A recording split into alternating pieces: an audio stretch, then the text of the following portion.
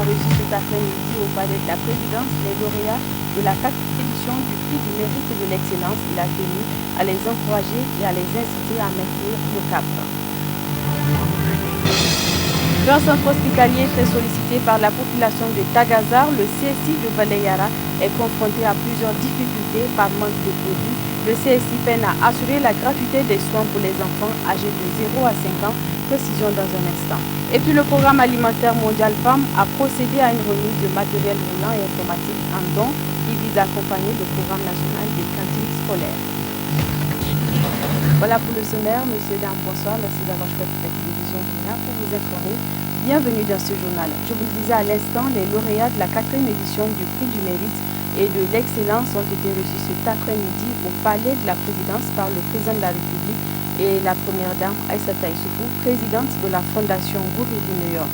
À cette occasion, le président de la République s'est adressé aux lauréats des 8 régions du pays. Je vous propose de suivre Issoufou Mahamadou, président de la République du Niger. Je suis fier de vous. Combien je suis fier des résultats que vous avez obtenus pendant l'année scolaire. Vous êtes parmi les meilleurs de votre génération. Et c'est pour cela que je voudrais vous féliciter. Vous féliciter et vous encourager. Parce que, comme vous le savez, notre objectif est de développer la culture de l'excellence dans notre pays. Nous avons besoin de jeunes Nigériens bien formés. Nous avons besoin de jeunes Nigériens avec la tête bien pleine, avec un corps sain et la tête bien pleine. Et c'est sur vous que va se construire l'avenir de notre pays. Vous êtes l'avenir du Niger.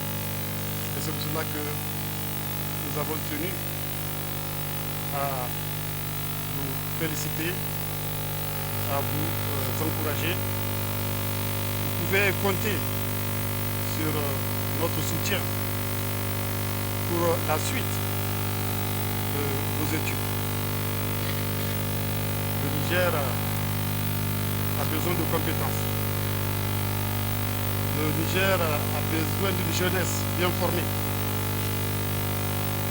Le Niger a besoin d'une jeunesse qui prenne pour modèle les grands intellectuels nigériens que nous avons connus, des intellectuels comme Abdou Moumouni, dont l'université porte le nom, des intellectuels comme Babou Bakar, qui était le premier recteur de l'université de Niamey, des intellectuels comme Dandiko Danklodo. Voilà ce que vous devrez toujours prendre pour exemple, pour modèle. Donc je vous encourage, je vous félicite et je vous souhaite une bonne poursuite de vos études parce que je sais que parmi vous, il y aura certainement des ingénieurs, il y aura des médecins, il y aura des officiers. Bref, parmi vous, il y a les dirigeants du Niger de demain, peut-être des présidents, peut-être des ministres, des premiers ministres, des officiers supérieurs, comme je l'ai dit. Donc vous avez tout l'avenir devant vous. Et soyez sûrs que nous allons vous accompagner sur votre chemin. La 4e édition du prix du mérite et de l'excellence est tenue hier après-midi au palais des congrès du Niamey, initiée par la fondation Gouridi New York de la première dame du Niger, Aïssata Issoufou, en collaboration avec 3 ministères en charge de l'éducation. Cette 4e édition, comme les précédentes d'ailleurs, vise à promouvoir l'excellence en milieu scolaire. D'autres précisions avec Isidore Banaba et son besoin.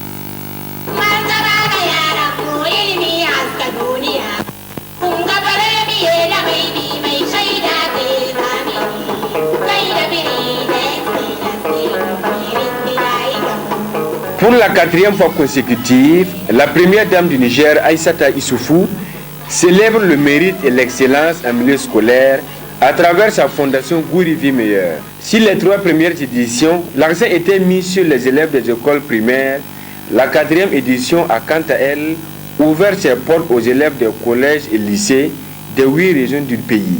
Et c'est 96 élèves au total qui seront récompensés à l'occasion de cette cérémonie de remise de prix du mérite et de l'excellence. Pour l'enseignement primaire, nous aurons à récompenser les meilleurs élèves des classes de CM2.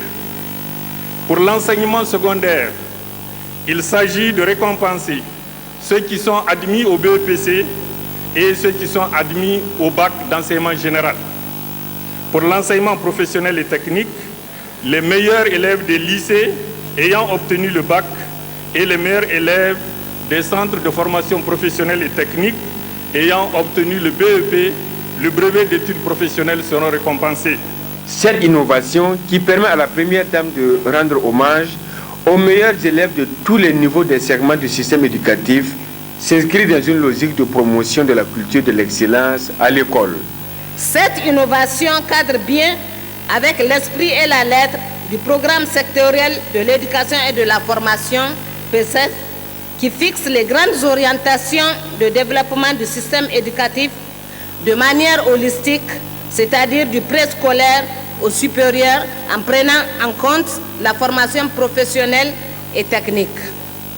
Cela traduit aussi ma volonté de contribuer à un développement harmonieux de notre système éducatif à travers des actions multiformes engagées par la Fondation Gouribi Meilleur au profit de tous les segments du système éducatif. Le succès d'un élève est indissociable à la compétence et à la volonté d'un enseignant. C'est pourquoi la première dame rend un hommage appuyé à ses corps de métier. Rendons hommage aux enseignants qui jouent un rôle de premier plan, non seulement dans la réussite scolaire de nos enfants, mais aussi dans l'acquisition des attitudes et des compétences dont ils auront besoin pour exceller dans un monde tourné vers la course à la compétitivité. Je veux donc rendre hommage à chacune et chacun d'entre vous, à mon nom propre bien sûr, mais surtout au nom de tous les élèves que vous aidez à réussir. Grâce à vous, nous faisons reculer l'échec scolaire. Grâce à vous, chaque jour, nous faisons avancer l'excellence. Je vous félicite et félicite aussi tous les enseignants pour leur métier si noble.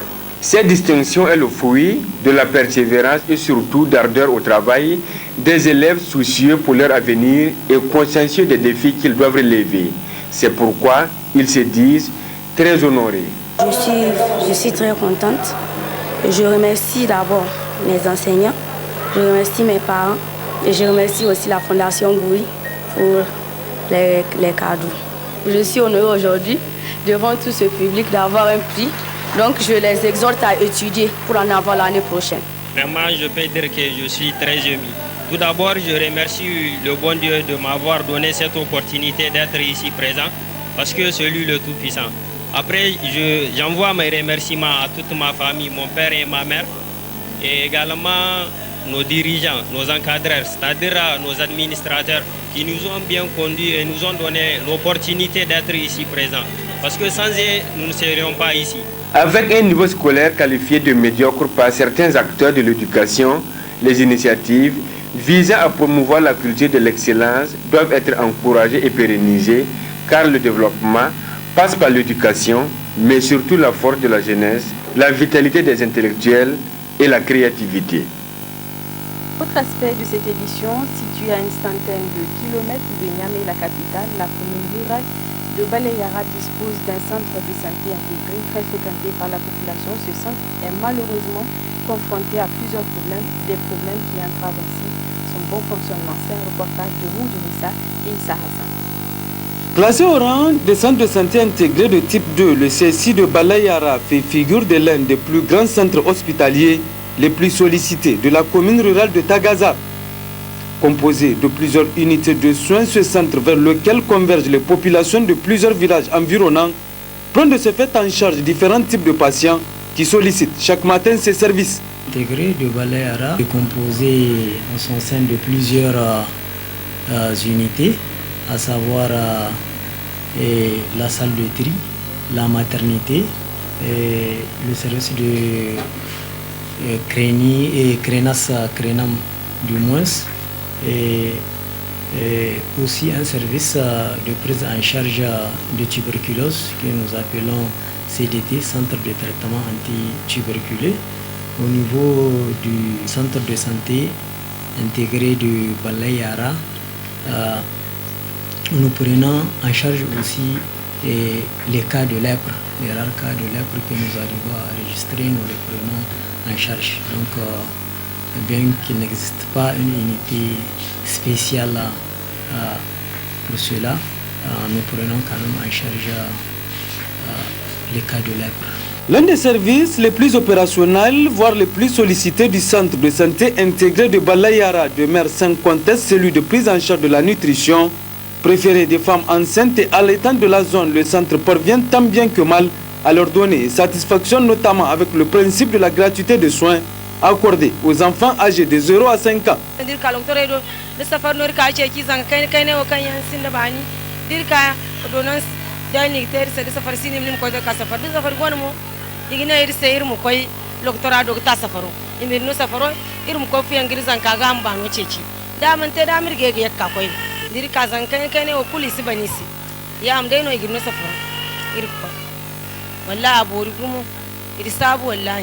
Cette prise en charge des enfants de 0 à 5 ans, et comme vous le savez bien, c'est une prise en charge qui a été rendue gratuite, je ne sais pas, depuis 5 ans, sinon plus, au Niger.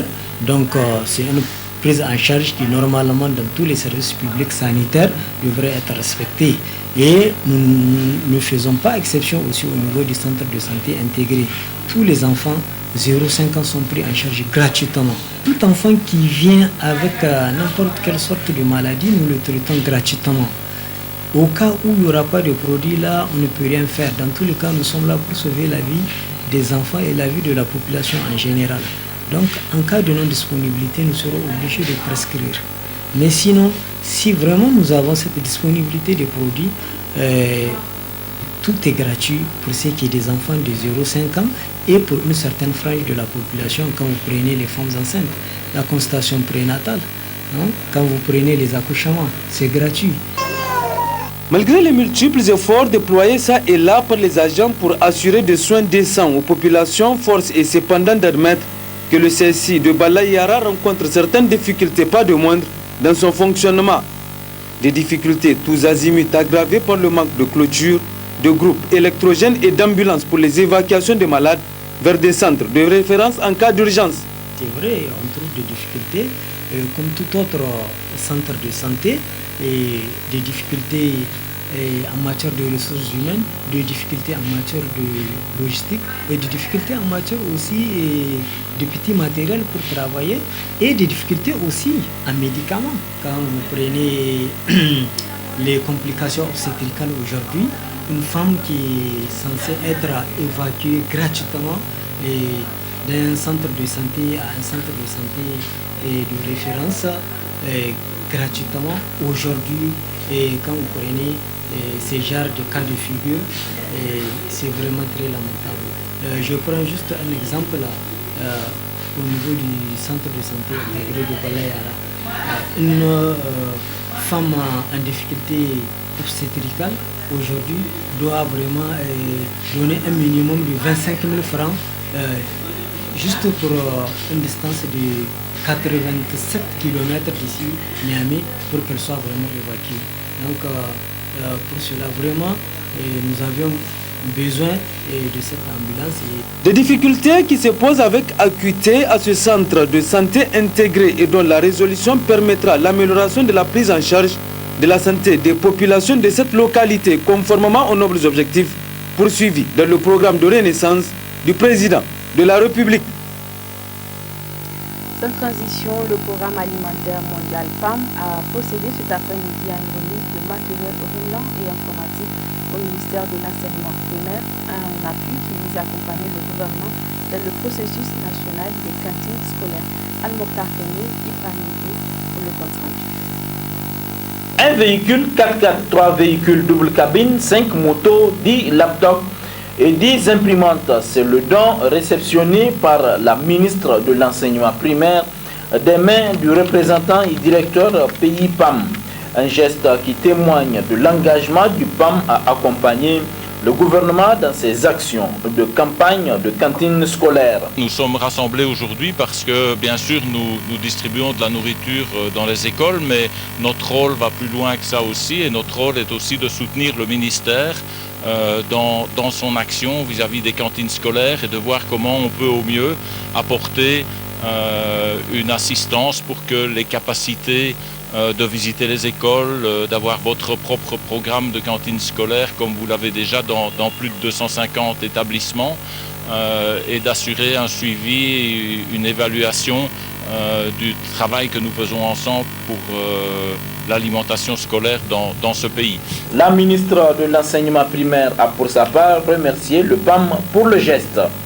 Et cet appui vient appuyer la nouvelle cellule de cantine scolaire que nous venons de créer. Et donc, nous voulons très sincèrement remercier le PAM, le représentant ici présent, l'institution PAM et tous ses collaborateurs donc, de la cellule School Feeding qui nous ont toujours accompagnés, notamment le responsable Nafiou Isaka qui a toujours été à nos côtés dans les activités du PAM, dans les activités des cantines scolaires. Cet appui du PAM au ministère de l'enseignement primaire va permettre une fois encore d'améliorer l'accès, la fréquentation et la rétention des élèves, particulièrement des zones nomades et des zones vulnérables. Sur un tout autre plan, clôture cet après-midi au Grand Hôtel de Niamey des travaux de la 48e réunion ordinaire du comité des experts de l'Association des producteurs de pétrole, APA, une réunion au cours de laquelle les participants des pays membres ont fait le bilan à mi-parcours de l'exercice 2014-2015 de cette association. Mourtala Zouberou, Smaïl Gandhi, le compte-rendu.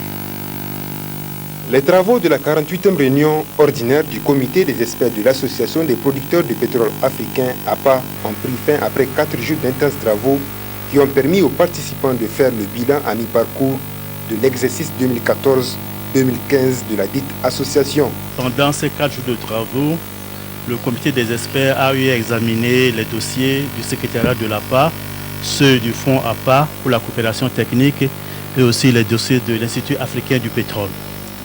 En ce qui concerne le secrétariat de l'APA, je puis dire que les experts se sont, disons, appesantis surtout sur la réforme de l'association, et ce qui permettra de dynamiser l'association pour que l'atteinte des objectifs de notre association devienne une réalité, pour satisfaire surtout les besoins des pays membres. En plus de ça, comme de routine, le secrétaire exécutif a présenté le point des activités à mi-parcours de l'exercice en cours et les experts ont eu aussi à examiner le point d'exécution du budget de l'exercice en cours. Enfin, je pourrais dire qu'il y a 2 études principales qui ont attiré beaucoup l'attention des experts. C'est surtout la mise en œuvre de l'étude comparative du cadre légal et contractuel de notre association que l'APA a réalisé. Un dossier très important qui devait permettre désormais aux pays membres de l'APA de pouvoir négocier des contrats, disons, en connaissance de cause et aussi de sauvegarder les intérêts de nos pays dans le cadre de l'exploitation pétrolière.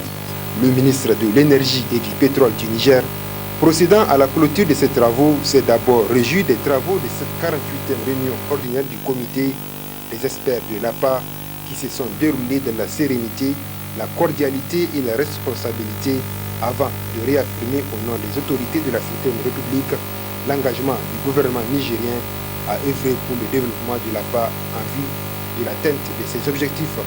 À cette occasion, je voudrais, au nom du président de la République, son Excellence Issoufou Mahamadou, et du gouvernement, réaffirmer l'engagement du Niger à œuvrer au développement de notre association en vue de l'atteinte de ses objectifs. Je puis vous assurer que mon pays ne ménagera aucun effort pour contribuer de la manière la plus efficace possible à la mise en œuvre des actions de l'APA. À cet effet, toutes les dispositions sont d'ores et déjà prises pour que le Niger respecte toutes ses obligations de pays membres dans les meilleurs délais. Cette 48e réunion ordinaire du comité des experts de l'APA a permis aux participants des pays membres de formuler des recommandations et des résolutions permettant de mettre en valeur l'hydrocarbure africain. Actualité dans nos régions, 15 tonnes de vivres, des motos de marque Cassia ainsi qu'un véhicule 4x4 est le don offert par 2 militants du PNDS-Tareya au profit de la commune rurale du Tamaski. Objectif, assister les populations et favoriser la bonne marche des activités de la Fédération régionale du PNDS-Tareya de Tawa. Autre précision avec notre correspondant régional, la semaine 15 tonnes de vivres, 27 motos de marque Cassia. C'est la composante de dons offert par Isaka Asuman, militant du PNDS Tareya, à la population des différents villages de la zone d'Outi, commune rurale de Tamaski, dans le département de Kaita, couplé à un autre geste, celui de Muntari Isaka, opérateur économique, militant du PNDS Tareya, qui a mis à la disposition de la fédération régionale du PNDS Tareya de Tawa un véhicule 4x4. Ces deux gestes ont fait l'objet de cette cérémonie à Sabon Guida. Les différentes structures du parti Rose ont tour à tour pris la parole pour saluer cette initiative et la forte mobilisation des militantes et militants du parti nigérien pour la démocratie et le socialisme PNDS Tareya de cette localité. Selon les donateurs, l'objectif visé est celui de renforcer la capacité des militants du parti Rose de la commune rurale de Tamaski en les dotant des moyens pour aller sans difficulté à l'écoute des militants de cette formation politique, l'une des véritables stratégies politiques qui va permettre à ce grand parti d'atteindre son objectif principal aux prochaines échéances électorales, celui d'enregistrer un résultat satisfaisant au compte de la région de Tawa. Le parti Rose s'agrandit avec l'adhésion des militants de Lumana, précise Isaka Asuman dans son intervention au cours de cette cérémonie, qui a été sanctionnée par la réception des vivres, des motos et ce véhicule 4x4 au profit de la bonne marche des activités de la Fédération régionale du PNDS Tareya de Tawa. Toujours dans nos régions, le groupement féminin Mutunti Mata de Maradi a officiellement lancé ses activités de micro-projet pour la promotion du civisme fiscal dans l'arrondissement 3 de cette région. D'autres précisions avec nos correspondants régionaux, Azuma Selisumela et Abdelkader Gilias.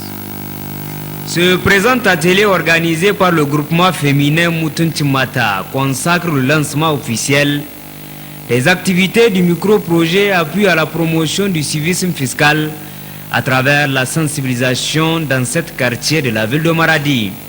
Un micro-projet qui vise à éveiller la conscience des populations sur l'importance des impôts dans une communauté. Vous savez, les gens vraiment ont tendance à oublier ce que c'est que la fiscalité. Il n'y a pas d'impôt. C'est avec cet argent-là que les mairies travaillent. S'il n'y a pas cet argent-là, les mairies ne peuvent rien faire. Ce n'est pas toujours qu'on peut attendre des aides.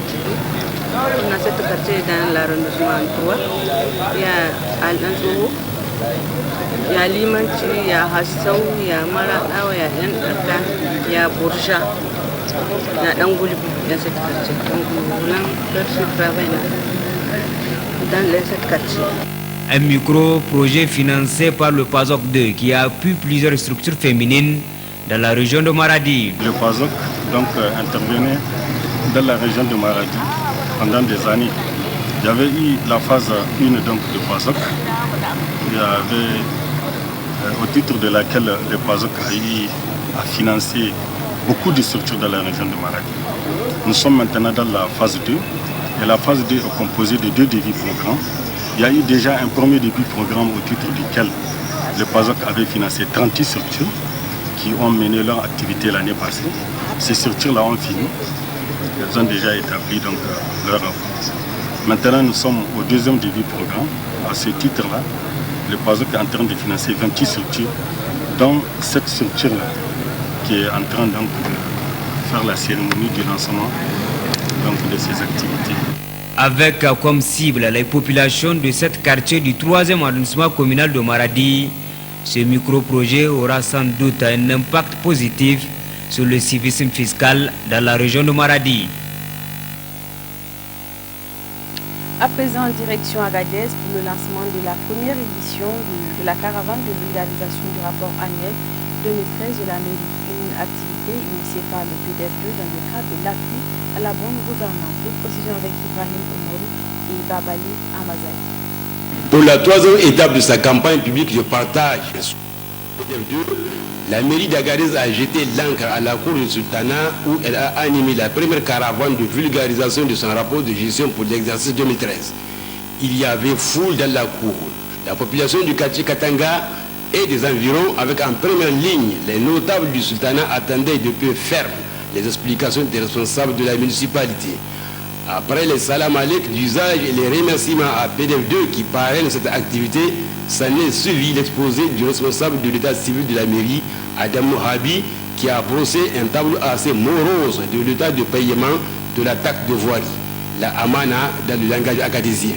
Statistique à l'appui, il ressort que seuls les villages rattachés à la commune enregistrent des taux de recouvrement les plus importants de l'ordre de 100%, alors que certains quartiers de la ville, comme Dagamanet et Sabongari, les plus peuplés, font respectivement 24% et 16,75% de recouvrement, et Katanga, la place forte du sultanat, fait 17%.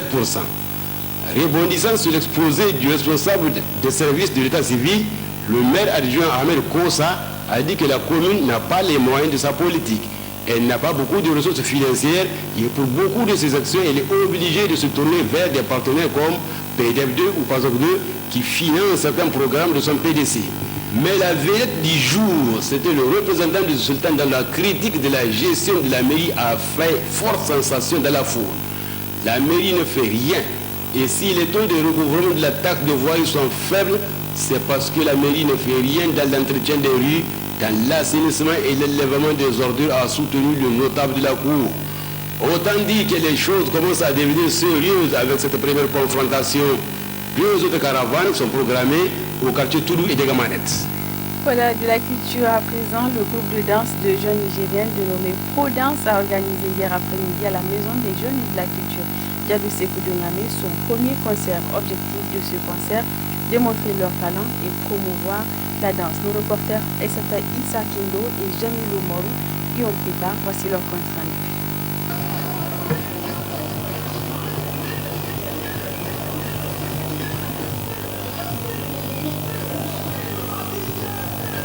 Démontrer leur savoir-faire en matière de technique de danse au grand public.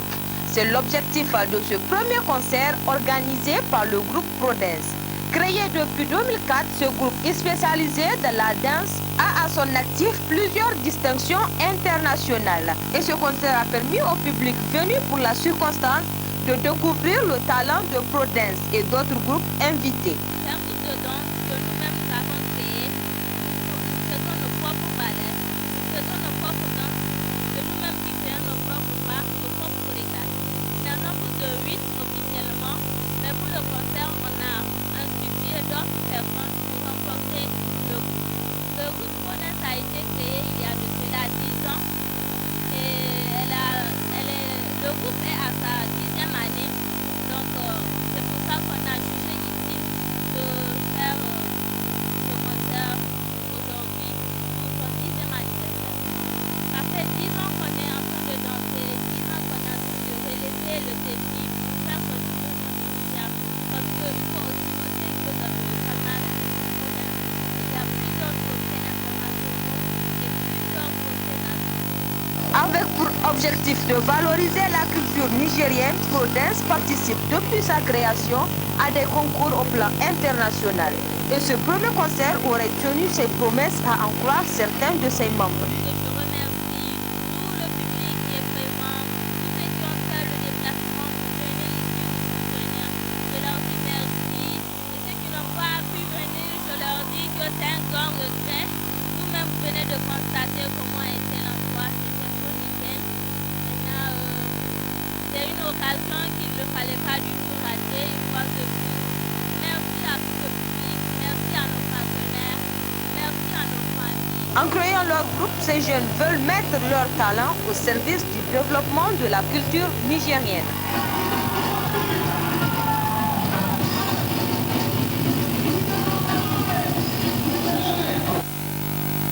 Voilà, ce journal vous a été présenté avec l'aide des équipes techniques et rédactionnelles. Nous vous remercions pour votre fidélité.